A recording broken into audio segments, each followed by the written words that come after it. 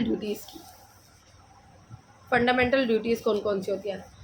According to the article 51A के according जो है पर्सन की जो सिटीजन है भाई फंडामेंटल राइट्स को लोग इंजॉय करते हैं, तो फंडामेंटल ड्यूटीज़ भी उनकी होनी चाहिए। तो फंडामेंटल ड्यूटीज़ कौन कौन सी होती हैं आपकी, इसमें देखिए, to abide by the constitution and respect its ideals and institution, the national flag and national anthem. जो भी इंडिया की कोई चीज़ें होती हैं, नेशनल एंथम, नेशनल फ्लैग्स वगैरह, उसकी रिस्पेक्ट जो है उसको करनी चाहिए।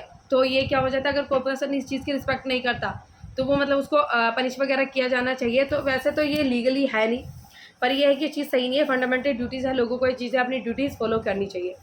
So then second point, to cherish and follow the noble ideas inspire the national struggle for freedom. मतलब ये है कि जो नेशनल स्ट्रगल जैसे किया है इंडिपेंडेंस वगैरह के लिए, तो उनके आइडियाज़ को इंस्पायर करने की कोशिश जो है वो करनी चाहिए। Then third point, to uphold the and protect the sovereignty, unity and integrity of India. Unity को प्रमोट करने की कोशिश करनी चाहिए। कुछ ऐसी बातें नहीं करनी चाहिए कि जिससे यूनिटी को जो चीज़ें इम्पैक्ट करें, तो इसलिए प्रोटेक्ट करना चाहिए इंटीग्रिटी, सॉवरेनिटी एंड यूनिटी को, इंडिया की यूनिटी इंटीग्रिटी को प्रोटेक्ट करने की कोशिश करनी चाहिए। ऐसी कोई चीज़ें नहीं बोलनी चाहिए जिससे भी यूनिटी ब्रेक हो, या कोई ऐसी चीज़ें किसी के रिलीजन में कोई भी चीज़ें, जैसे हमारे इंडिया एक सेकुलर कंट्री है, तो कोई भी इस तरीके की बातें अगर कही जाए कि भैया सेकुलर, मतलब सेकुलर ना होने की मतलब इस तरह की बातें कि किसी एक ही रिलीजन को ज़्यादा से ज़्यादा वो करना, तो एक सेकुलर की तरफ कदम नहीं होता। देन नेक्स्ट पॉइंट बात करते हैं, to defend the country and render national service when called upon to do so. Defend the country and render national service. Then next point, to promote harmony and the spirit of common brotherhood. जो fraternity है, जैसे हमारे preamble में कहा गया था, तो common brotherhood की फीलिंग जो है वो होनी चाहिए।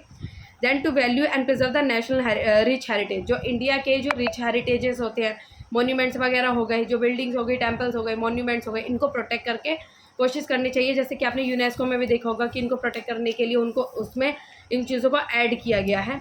तो उसी तरीके से जो है अपने कल्चर को प्रोटेक्ट करने की कोशिश करनी चाहिए।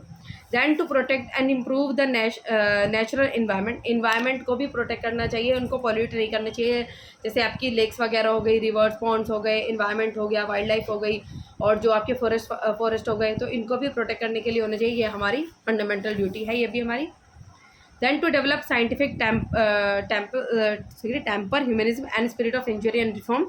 To safeguard public property को भी safeguard करना चाहिए. Then next, to strive towards excellence in all sphere, collective activity, national constituency rises to the higher level of individual achievement, all sphere of India.